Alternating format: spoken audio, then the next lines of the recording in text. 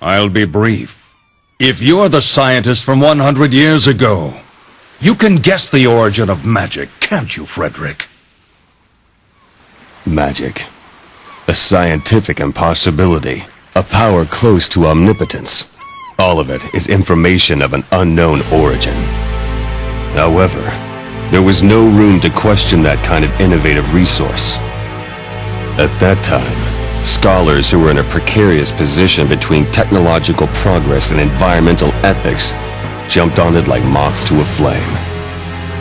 Like me, and that man too.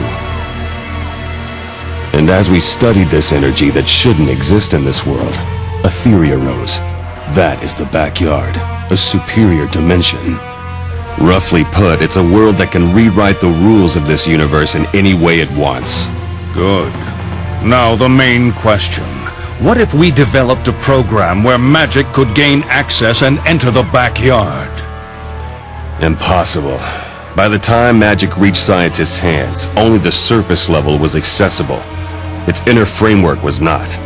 That's where the past you don't know comes in. The gear cells. You are aware that the cells constituting us gears are created from the applied technology of magic, right? However, the gear cells that man completed contained unknown technologies that you yourself said were impossible. But if we assume that's true, it's possible that humanity can enter the backyard. Then Valentine, she's destroying any footholds. Yes. In other words, the disassembly of gears is a sublimation. But what will that accomplish? If she can freely access the backyard, then she can also mess with the world's fate.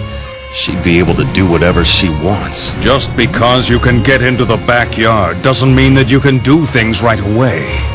In that case, Valentine is probably sublimating gears to prevent others from trespassing so that she can do something. How did you come to that conclusion? I was only successful once, but I was able to get a glimpse of the backyard. There, I confirmed that an artificial isolated space was created. What?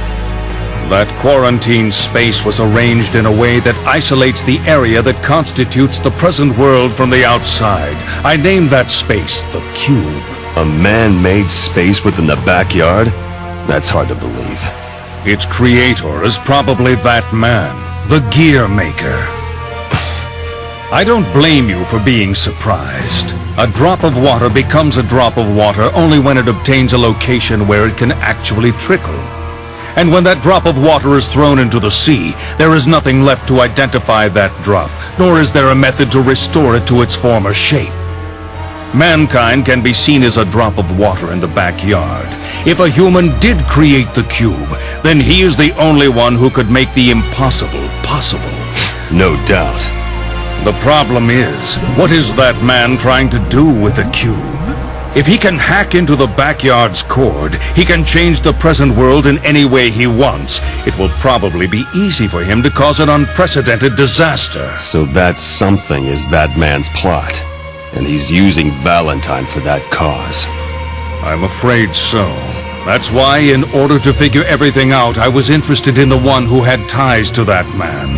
But I never imagined that Izuna would bring you before me in this manner. I see. I thought it was strange for him to be Kai's messenger. My apologies. I meant for it to be short, but it took too long. Hey, we have pursuers! What a pain in the ass. Be careful, Frederick. They seem to have new soldier types. Mission complete.